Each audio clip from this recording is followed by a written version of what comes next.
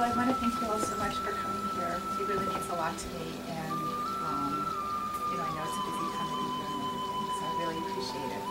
I think I know everybody here, but I'm Skye Stephenson, and I'm here to present my book, The Spirits of Jade, that I've been working on for about 5 years now, so it's ready to come out. And it's really a beautiful gift to have you here and accompany me as it comes out into the world. Since some of you, I know all of you, but from different places and everything, and we're such a nice intimate group, I thought it would be really great if everybody could just maybe say your name and either your connection with me or with the book in some way, because that would be really a nice way to start off. So, I don't know, you want to start? I'm Deborah, I live in Keene, and I met Skye at Keene State where we both work. See? That's a great thing. I applied for. Discussing later. Pardon? I'll take later. You've got a job that she... Yeah, I heard that part, but she said something I else. wanted you to take it because I couldn't do it. Oh, thank you. You didn't know that. I'm Joanne, and I'm from Swansea, and I met you at a meditation group in housing. You gave me a great message too when I was asking about the book about 2 years ago. You gave me something that really helped me. So thank you. Yeah. I'm Ransom. I'm Heather's, Skye's sister's husband. And this is Heather. Brother-in-law.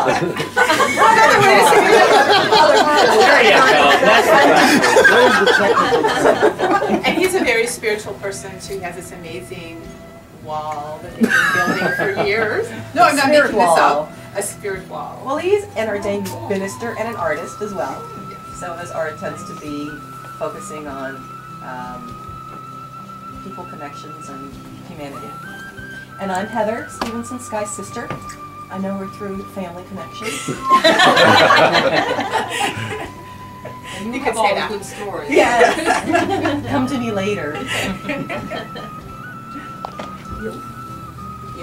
You. Hello. Why is Mr. everybody looking at me? Oh, I'm so spiritual. I didn't know it was my turn. I'm Paul. Skye's friend and Debbie's husband. And what am I? You helped me edit the book.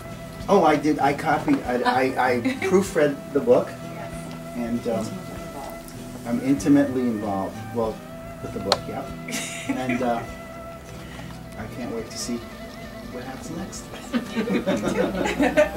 I'm Karen, and I met Skye last year through Debbie and Paul in one of her crystal classes. Somewhere. It was at the college. That's right. Wilson, yeah, Wilson County. Yeah. And your beautiful rose quartz, Deb loaned it to me for months, so I kept it outside of my relatively new house. But then you took it away. Yeah, the mama. Yeah, she has this like rose quartz. It's like really big. And field. I buy all my stones. Which is where Milford gets theirs. Some a lot of it. Hi, I'm Debbie and I'm married. I know Skye. I'm in her healing class.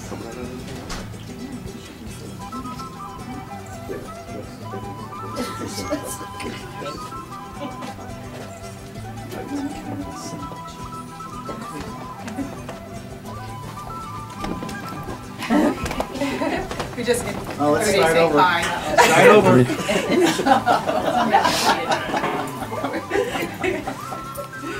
Well, I'm Julie, and I met Skye last year at one of her crystal classes. You're amazing, and you did an incredible job.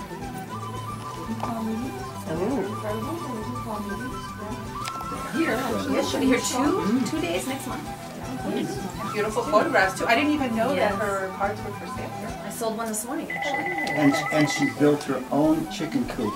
Yes! And it is nicer than the house we live in. I love chicken wire. It's got everything, windows, shutters. Wow. Oh my gosh. Oh, like chickens. It's a little of both. Yeah. Would you like to go? Yeah. Oh, well, hi, I'm Cynthia Rodier. I know most of you because I'm the manager of the shop here. I'm partners with Kevin at Muse.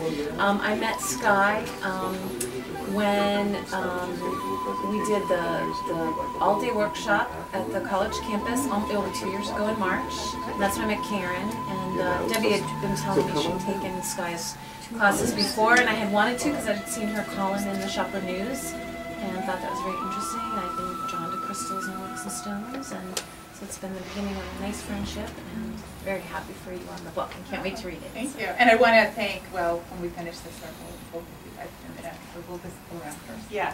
Hi, I'm Debbie. I've worked with Skye for 2 years in Keene State College, and I've been in America for 10 years. And she's this amazing cook who made, we wanted to do something Chilean, because my book is a lot about Chile, so she made chicken and cheese empanadas, because I knew I couldn't. Wow. So I'm so grateful to her. And I'm Carrie, and I'm interning in the Global Education Office, so I've known Skye for 4 whole months. Yeah. But I'm very excited to meet you. This is the other side of life. We all have multiple sides, so that's kind of fun. Kevin? Oh, hi, I'm Kevin. I'm from Peterborough, and I first met Skye through Cynthia, and through the first workshop you did here at Muse about a year ago, the Crystal Healing Workshop, which was amazing. And we're just, you know, honored and delighted to have you back here.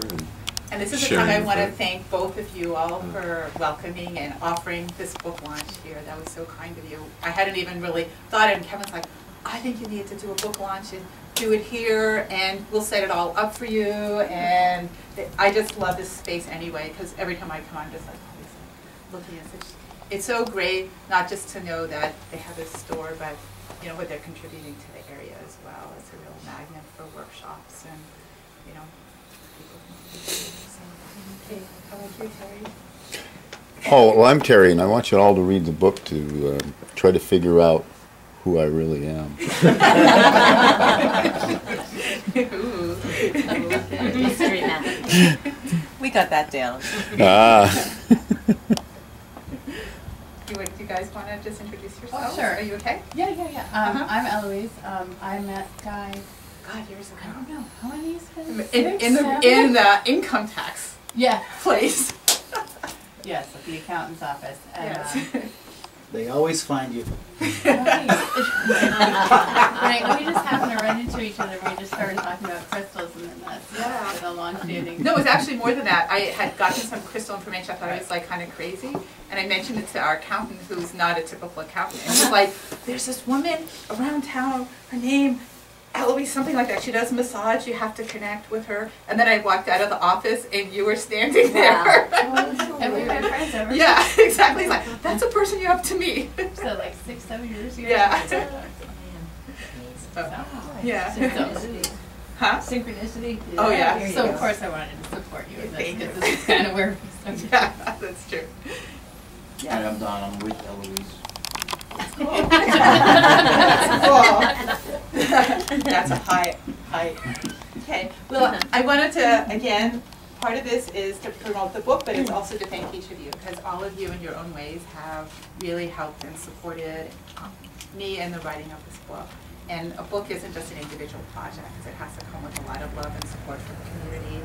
And, you know, all of you in different ways have really had a big part to play. I wanted to, again, thank you all in Muse for doing this.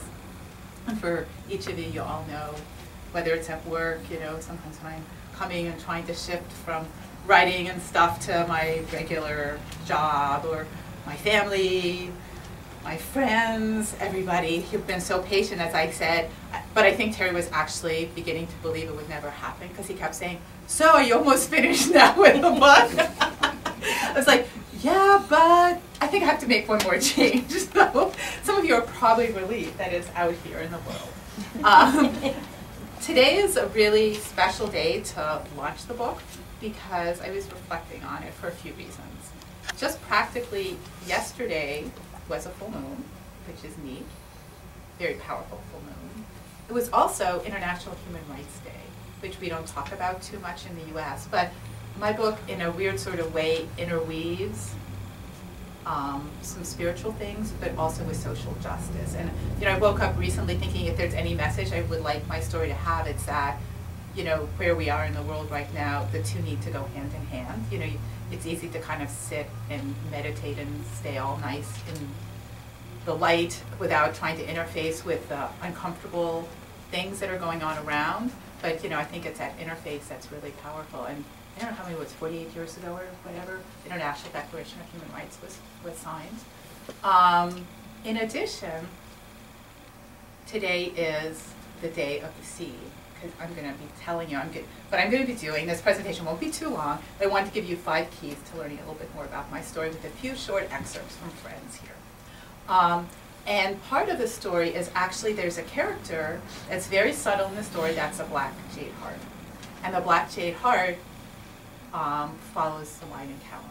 So I've been trying to actually live following some of the Mayan calendar time, and today is the Day of the Seed, which is a good day to reconnect with friends and network with family. So I thought, well, this is a good one. When Kevin and I were talking about possible dates, and I was looking, I was like, this is a really great day, because yeah, I want to reconnect with people, and it's the Day of the Seed. And finally, more profoundly than the exact date, is that almost 5 years ago, I went through about a 2-month period that launched this book and a lot of other things as well. And when people have read the story, they're always trying to figure out later what part of the story is my story and what part isn't my story. And that's good, because that means that the book probably touched their heart. But I do want to say that the opening part of the story really does represent where I was at about 5 years ago. And about 5 years ago, I had moved back to the US. I was working at the School for International Training, and there were some administrative changes there that made it really difficult. They began letting people go and kind of stood up for some things in meetings, and I was one of the first of a deluge of people to later go. So I was without a job. I was just out of a uncomfortable, well, a relationship that hadn't worked out. I was feeling really bad, and then almost this week, 5 years ago, I went to a shopper party, and I met Terry, actually. But we just like talks, and then didn't see each other again. And then a week later, I found my mother dead in bed. How the book opens, so I'm going to talk about that. That's my sister's here, right, remembering that. And then I've been wanting to write a story, because I'd already written a nonfiction cross-cultural story about Latin America, and I'd been wanting to write a story for many years about the culture of place. And I've been collecting material and started writing it a few times, my second story. And it never happened. And so I was like, okay, well, I'm out of work, don't have anything happening, this is my time to do it. So all of January, I said, I'm just going to focus on this. I had unemployment for a while. So I picked up the pen to start writing nonfiction, because that's my background. And a story started coming out of my computer, which it wasn't at all what I was expecting. And I was like, a novel, this is and kind of strange. So I started writing it, and literally I would like write all day, and then at night I would like be like, I wonder what's going to happen tomorrow, you know. And then I'd wake up, and then I'd like write. I'd be like, this is so cool. Wow, it's a mystery, you know. And so it was about a month that I wrote it, and I wrote the original draft. I wrote out a lot of things in my life I wanted to heal, just like put them all down on paper. Maybe I have a moon in Gemini, so maybe that's part of it. But whenever I write anything down, it like helps me move on. So I put it away. I figured I would never share with anybody. And then like a few weeks after that, in early February, we started seeing each other. What are you doing? Okay. We had started seeing each other, and so it's been about 5 years. And for 2 years, I just had kept the draft in a drawer, and one day it turned to me, and I got the idea I was supposed to rework it. So this current version is really different than the first version, and I've been finessing it and working it ever since until now. So like I said, I wanted to share with you 5 keys, because this is a story that can be read as a story, but it's also a story that has some special deeper meanings if you want to look through it and kind of delve more into it. So let me grab my computer.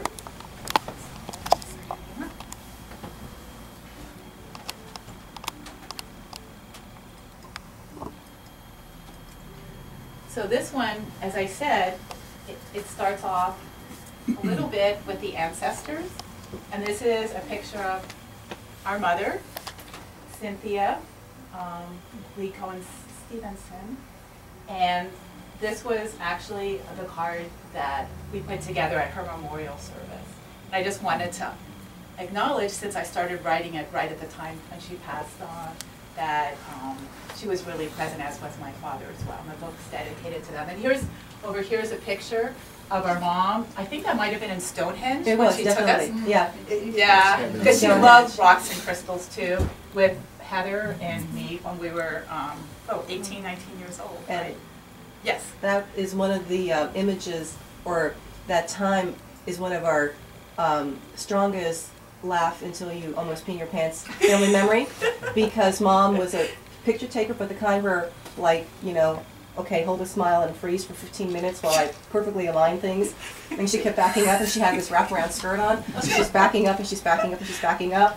And we're just sitting there going, okay, is it been done yet? Is it been done yet? Take the picture already, please, Mom, take the picture. And she falls over a Stonehenge rock, head over heels, and her skirt goes up over her head.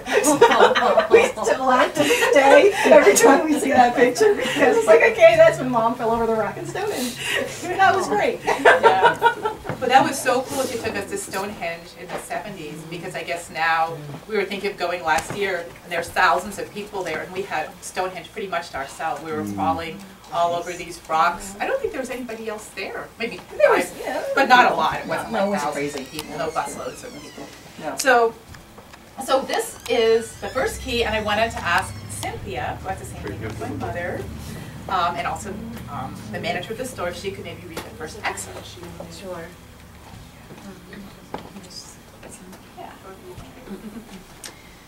Whenever people asked Jade to describe what happened next, the only word she could come up with was beautiful. It's not a word that anyone would expect, but that was the first thought that appeared in her head when she stood at the threshold of her mother's bedroom and looked inside. Of course, the first thing Jade saw was Olive. She was lying in bed, her head propped up by several puffy white pillows and a celadon green silk scarf around her neck. Her eyes were gently closed. Jade couldn't remember when she'd seen her mother so radiant. It didn't surprise her in the least that her mother didn't turn to say hello. An eerie sense of normalcy reigned. Papers were piled high on her mother's desk, as always. Shocking pink, mustard, and tangerine-colored zinnias stood in a Japanese-style vase on the bedside table. Next to them, her mother's eyeglasses rested, as if waiting to be called to use once again. Jade noticed a yellow pad of paper resting next to Olive's left hand. She guessed that her mother was writing something when she'd paused for a brief moment to close her eyes. It was so like her. Their mother's incessant notes sometimes drove Jade and James crazy.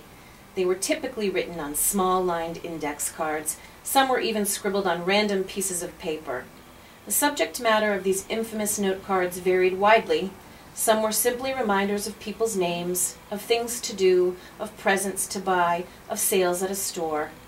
Others might list a book she hoped to read or a movie she wanted to watch. A few were more philosophical in nature. One that Jade particularly liked said, "In the end, we are all stardust."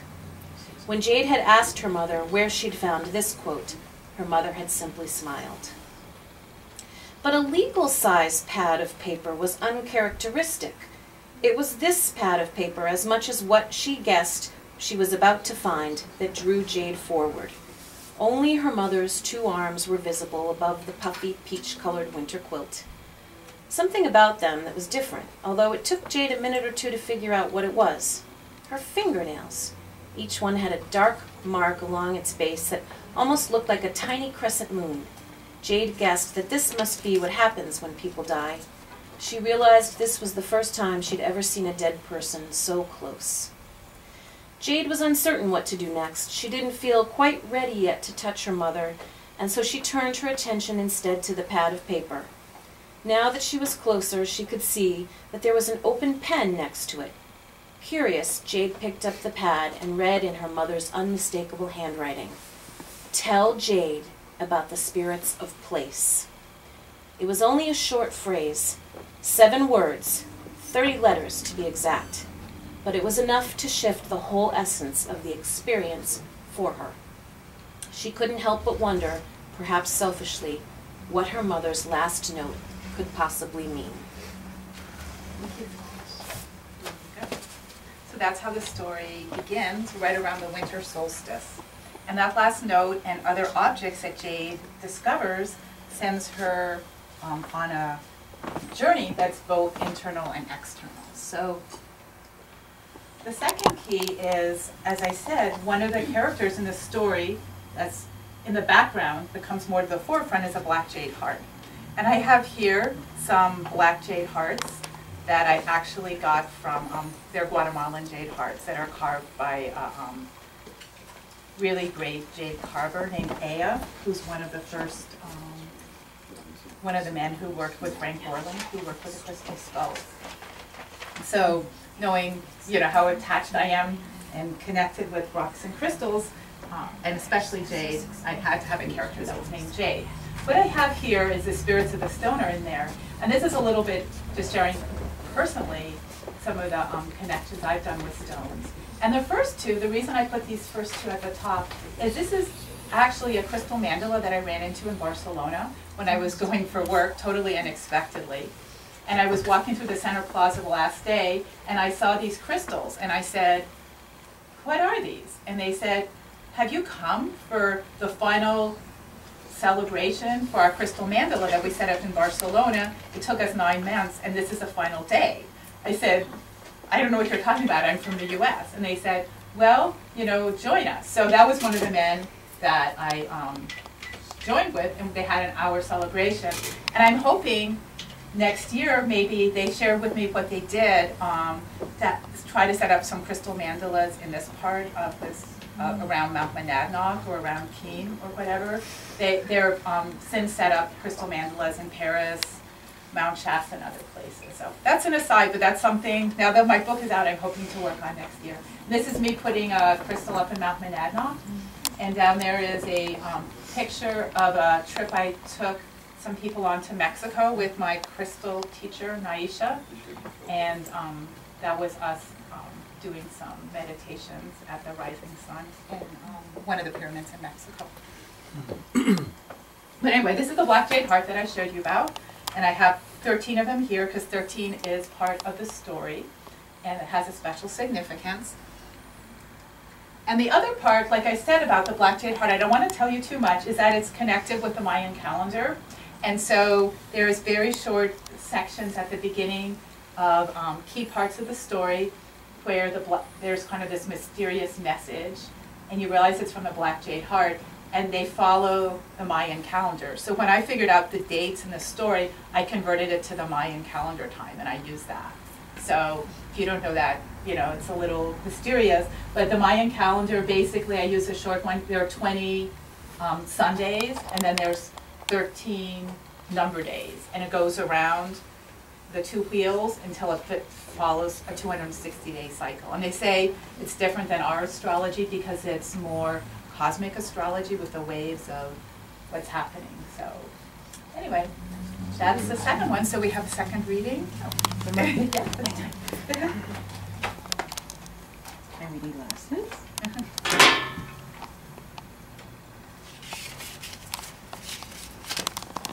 Shall I stand? Yeah. Actually, jade comes in many colors. What makes it special, it's not its color, but how it feels. It's smooth and cool to the touch. It's different than a quartz crystal or any other kind of stone for that matter.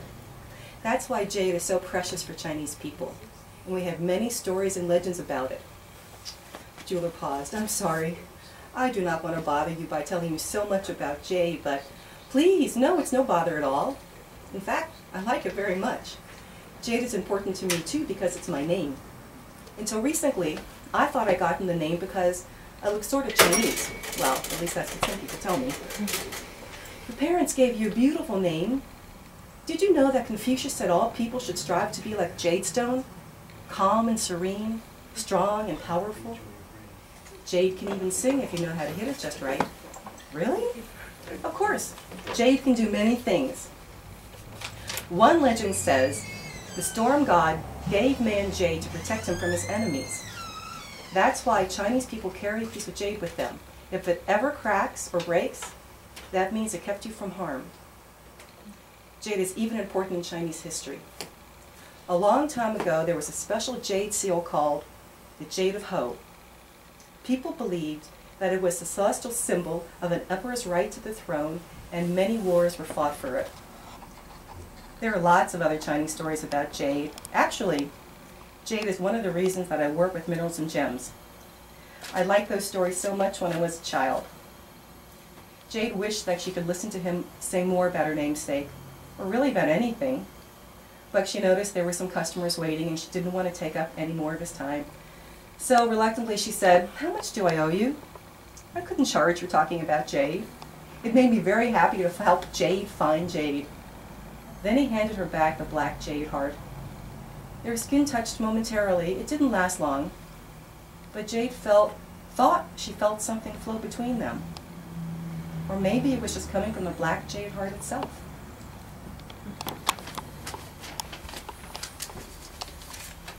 So, yes, there's the character of the black jade heart. The third key is the orishas that I wanted to talk about. And right here I have one of the orisha dolls. This is the orisha Oya. I actually got this in Cuba. I used to travel quite a bit to Cuba and to Brazil.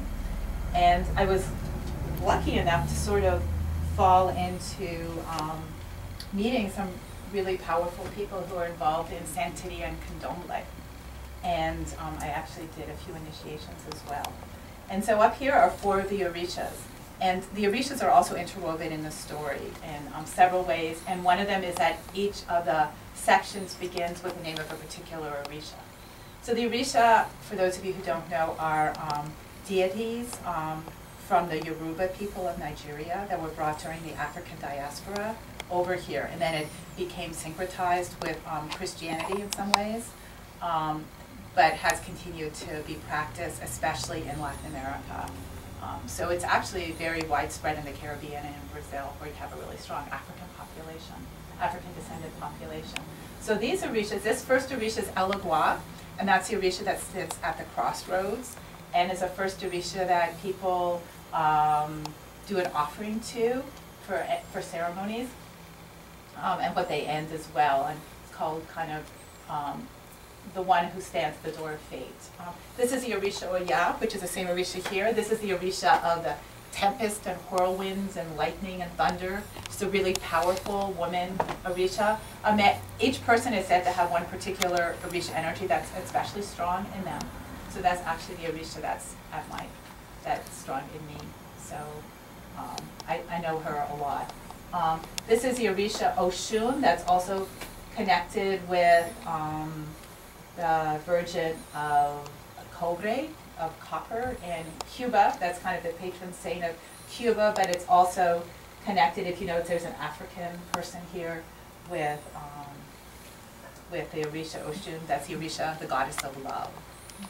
And finally, these are the orisha, the Idejis, that are the twin orisha, that are children that are considered very playful and beneficial. Anyway, there's so much that I could tell you about the orisha worship, because it's really very powerful and very sophisticated. But I did introduce it a bit into my story as well. So that's the third part, which is a little bit what Gary's going to do. It's also connected in the story. I interweave some of my experiences in Cuba as well, not just about the orishas, but also about some of the political issues and the fact that we still have people who aren't able to go to Cuba to travel in the way that we should be able to do that. So.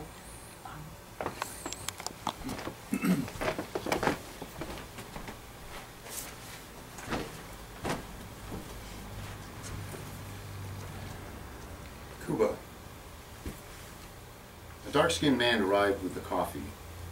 He was dressed all in white from head to foot. Around his neck were several strands of colored beads. Jackie thanked him for the coffee in Spanish and then began to translate for Jade. "That's okay, Jackie, I know Spanish," Jade explained, and she thanked him herself. Mucho gusto, Manola, y gracias. Que bueno que hable español. The man answered with a smile, and then he tried out his English. I do speak English, some English, but not so good. Manolo's been in the U.S. about 6 months now. Isn't that right, Manolo? Jackie explained. Si, compañero, Jackie. Así es, he said as he placed his 2 demi-tasse cups of coffee down in front of the window. Jade was wondering how Manolo ended up in New York City and what he thought of life in this capitalist metropolis as she brought the small cup to her lips to try the famous Cuban coffee. But something she saw startled her so much she dropped her cup right back onto Jackie's desk. The hot liquid spilled all over a pile of papers and then dripped into the gray linoleum floor. Jade felt terrible about the mess that she'd made and looked around for something to wipe it up. Don't worry, honey, Jackie assured her. I promise you that a lot worse things have happened to me than having coffee spilled on some of my papers. In fact, I'd really be happy to throw all those papers away. They're just outstanding bills and things from collection agencies. You see, with the changes our dear government made a few years ago, it's even harder than before for U.S. citizens to travel to Cuba. We used to run a lot of travel programs down in Cuba, but now we can't run any, so we've lost most of our revenue base. That's why we're having the big art sale. It's really a shame having to part with some of the paintings we've collected over the years. Some of them are really top-notch, but it's the only way we can temporarily stay afloat while we wait and see if we can get a chance in government's policy, a change in government policy. I know right now it might seem unlikely, but mark my word, Jane, that before I die, people from the U.S. will be able to travel freely to Cuba like they can almost any other country in the world. And that's actually a true place and a true character. The Center for Cuban Studies in New York City, it's based on, and it's actually a woman I know there who has dedicated her life to trying to promote better understanding between the U.S. and Cuba. Anyway, so that's one of the clues, is the Orishas and Cuba as well. So Cuba plays a part in the story. And she begins her journey and ends up also going to Chile. Of course, you know, I don't know if everybody knows, but I lived in Chile about 10 years. It's a really close, deep part of my life. I did my doctoral research there as well. And so she ends up going to Chile, and there's a good part of the story that's in Chile also. What can I say? I guess what I can say is that when I was about 18 years old, I went down to Latin America for the first time. I was an exchange student in Uruguay. And at that time, I realized how little people from the Americas knew how little people from the Americas knew about each other. I really wanted to try to make a difference. So I've done what I could to try to promote a better understanding. And even though we still have a lot of work to do, I think we have made some progress in the last generation. So that's really good to see. What I wanted to say about Chile is I think it's one of the most fascinating and amazing and beautiful countries I can imagine. It's not that big, besides just having a funny shape. It's a place of a lot of really courageous people who have really tried to make a difference. And even right now, there's some important things that are happening. So I wanted to share a few images of Chile. This here is Santiago, which is where about a third or half of the people in Chile live. It's where I lived for 10 years, and when Jade arrives in Chile, she goes to Santiago, where she has a host family that she's visiting. To the right is a mountain called Mount Manquehue. That was a mountain that I saw every day for whenever I lived there. I lived right at the foothills of that, and I used to walk it. And it took me a while coming here to even realize that we had Mount Monadnock nearby here. And when I did, I realized how familiar it looks. Like, even though it's a different shape, it's very similar, and it is a single mountain. So, I don't know, it kind of connects my two homes together a bit. Down here is a place where Jade travels. It's called Pucón in the south. One of the most beautiful places I know. That's an active volcano in the Andes Mountains. And to the right is a character that's referred to as a real person, Victor Jara. I don't know if anybody's ever heard of him. He was a Chilean songwriter who was an activist with his words, part of the new song movement in the 60s and 70s. And he was a close friend of Salvador Allende, who was democratically elected from 1970 to 1973 and was overthrown on September 11th, 1973. Salvador Allende committed suicide, and Victor Jade, since he was a symbol of the revolution, was one of about 5,000 or 10,000 people who were rounded up and put in a stadium, and they made him sing in front of people. They broke his hands and they shot him. So if you see, oh no, it doesn't show there, but he died like about a week after the military coup, and he's become a folk hero. So I talk about that in the story as well. And part of the story also is about the Mapuche people of the southern part of Chile and Argentina. The Mapuche people are indigenous people who were never conquered either by the Inca or by the Spanish. Until the 1880s, they had their own territory in the southern part of what's now Chile, and they had a peace treaty in 1880. So for a long time they were autonomous, and they have a lot of really, really interesting, powerful traditions. Mapuche means people of the earth, and they have women shamans who are the healers called machis, and so I talk about them in the story as well. So I'm actually going to do this reading since Chile's so close to me.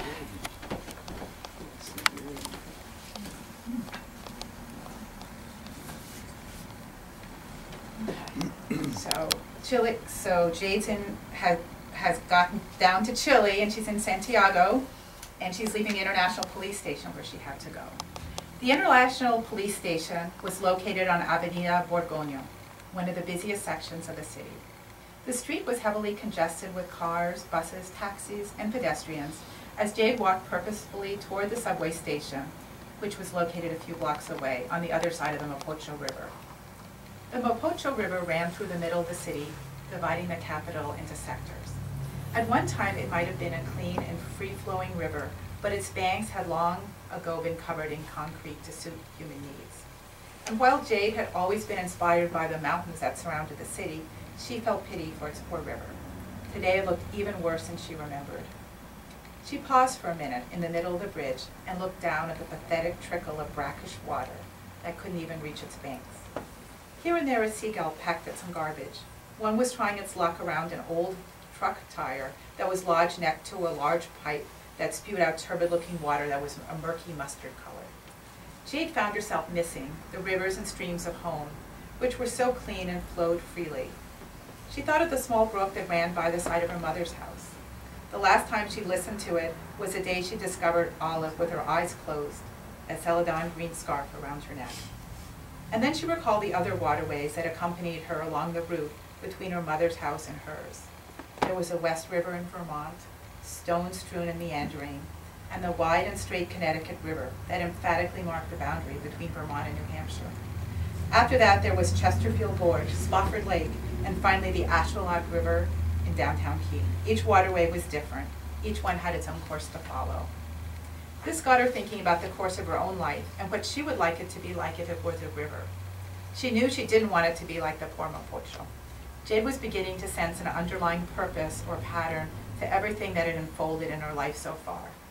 It was as if all the events that she lived through, even the hard ones, even getting her purse stolen the other day, were all part of the course she was following, and they all helped her to guide her to right where she was right now. People were passing her on the busy bridge.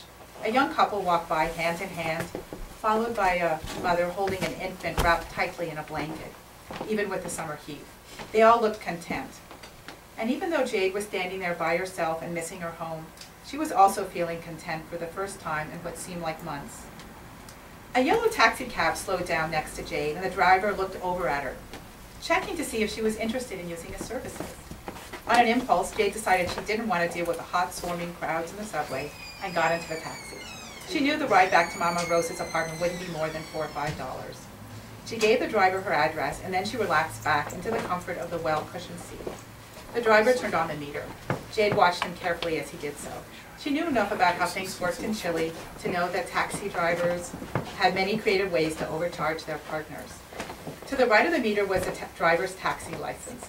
It had a photo of the taxi driver and his name, Lautaro Kamenque.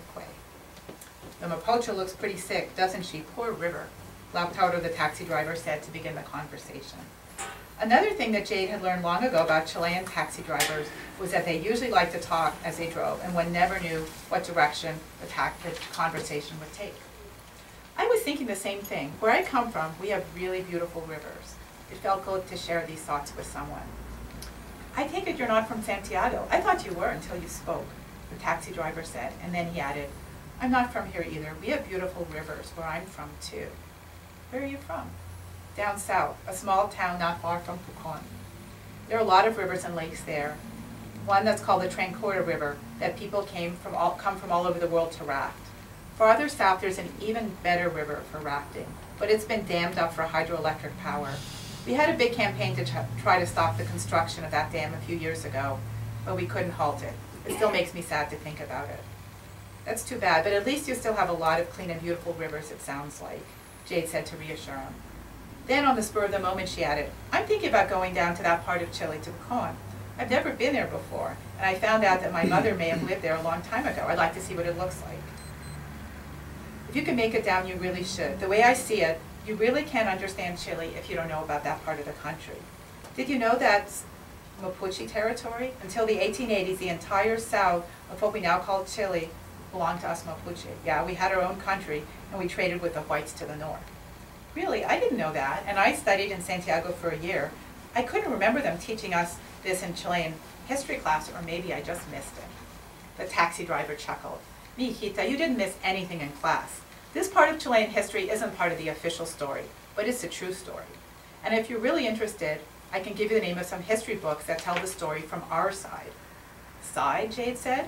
She didn't understand what the driver meant about sides in Chile. She thought any conflict there might have ended between the whites and the Mapuche a long time ago. Yes, sides. In any struggle, one has to take sides.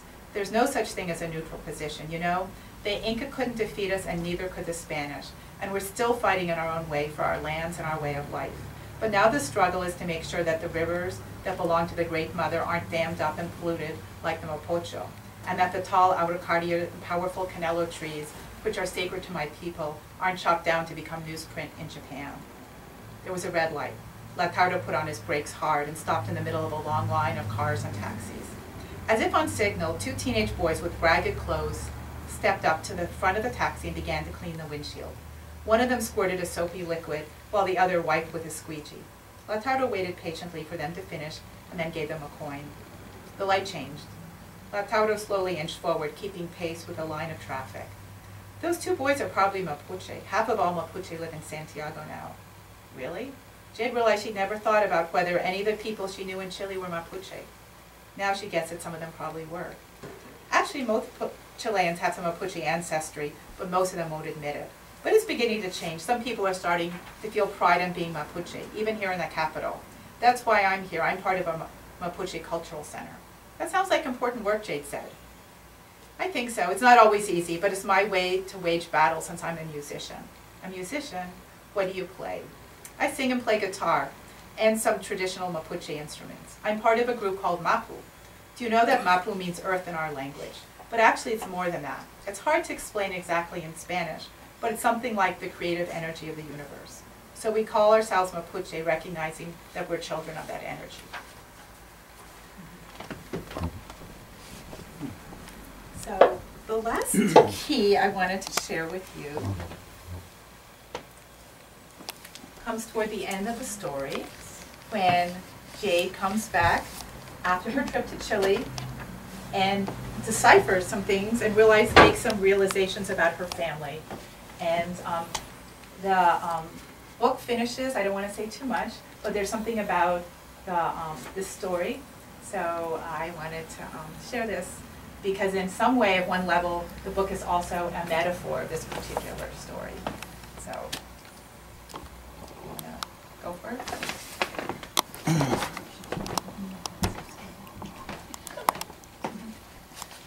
Next, a man dressed all in black. Black hat, black pants that stopped below his knees, black shoes, and a black poncho, stepped into the circle. It was Inti Sarango, a Saraguro from Ecuador, who had also been one of the original 13 members of the Spirits of Place movement. Jade thought he looked uncomfortable under the tropical sun. His home in the high Andes was always temperate. He also had a black jade heart, which he placed to the south. Then he cleared his throat. When he spoke, his voice had the soft lilt of a Quechua speaker. A soft breeze rustled the palm branches, providing a momentary respite from the stifling heat as Inti began. Eagle and condor were neighbors, and yet they were different. Eagle lived in the north. He was the largest bird that flew in the skies, and he was cunning and very smart. Yes, Eagle was very good at planning how to scoop up what he wanted for his meals. Condor lived in the south. Like all birds of prey, she liked to hunt for her food, but in her free moments in the high Andes, Condor liked to sing and dance and thank the mountains and valleys, lakes and rivers, deserts and forested areas for all their gifts. She liked to live from her heart. It came to pass that Eagle started to think he was better than Condor because he knew so many facts. And he began to tell Condor she was stupid for singing and dancing and living from her heart. And Condor felt sad. This went on for a very long time, maybe 500 years. Condor almost gave up believing in herself and her way of life, but she didn't. And as always happens if one is patient enough, a new cycle began. One day Condor sensed in her heart of hearts that the moment had finally come to soar again. So she stretched out her wings, tentatively at first, then more fully until they reached their widest expanse, and everyone could see that she had the biggest wingspan of all. And she rose high in the sky and began to fly to the north. At the same time, Busy Eagle finally began to see all the harm he had done with his cold mind and to appreciate the different wisdom of Condor. And so he stretched out his long body and opened up his broad wings and flew to the south. Eagle and Condor met on a small island in the middle of Nicaragua, right where the two continents come together. At first, Eagle hung his head in shame, but Condor, with her good heart, was compassionate. She smiled and told Eagle that a new era was dawning, in which the two of them would fly together in peace, giving thanks to beloved Mother Earth. And Eagle agreed.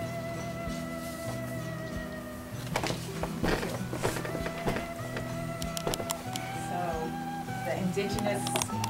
the name that some of the indigenous people are beginning to use for the Americas is Alayala, which is actually a Panamanian Kuna name. So, and I want to thank you all for being a friend of the book, The Spirits of Jade, and even more for being here with me today. Here's the book. I've got some copies if you'd like them. I'm happy to autograph them. Anybody who buys one today gets a special little box that has one serving of magic, special tea that's in the story, and not a real black jade heart, velvet black jade heart. So I want to thank you very much for coming. I also have, if anybody's interested, I didn't share this, but I have some of these Indian cross stones. They're called Piedra Cruz. From Chile. I actually got these from people who picked them up right on the banks of the river. They're not polished. I mean, they're authentic ones right from the banks. And here's the story, because there's an Indian legend that's in the story as well about that particular stone, because that also plays a part in the story. So I have these available for sale if you want. The black jade hearts are also available. They were actually very high quality jade, so they're there as well. So I want to thank you, and we've got a lot of really great drinks, wine, punch, baklava, cheese, wonderful empanadas that I want to thank Deb Ford for taking the time to make, which are the typical Chilean food that you get, and they're ubiquitous all over Chile and all over South America, actually. So I think the ones you made, Deb, are cheese and chicken? Yeah, risotto, cheese, and chicken and mushroom. Wow. Quite a feast. So, and again, thanks to Kevin and Cynthia for hosting this here.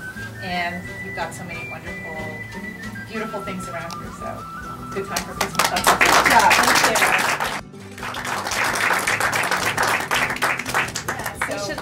tell you that Skye is going to be coming here the last Sunday in January to do a crystal workshop. So if you're interested in that, you can sign up. And I think it's about $30 maybe for the workshop. Whatever you're costing. And she was here a year ago, and it was wonderful. And when I took her workshop, it changed my life. So please come and join us. It's a nice time. Learn a lot. Thank you, Skye. Yeah. Congratulations. Thank you. It's nice to get it out into the world and have such great people here sharing it. So I have the copies here if anybody wants. You might want to.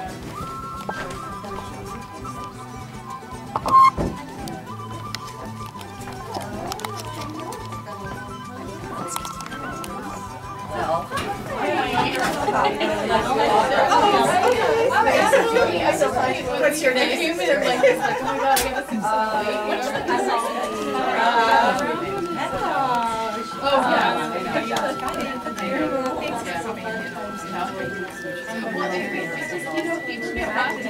And people get back to you like that.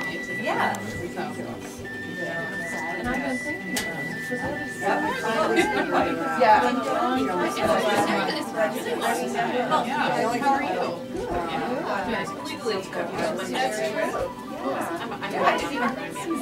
I didn't even know.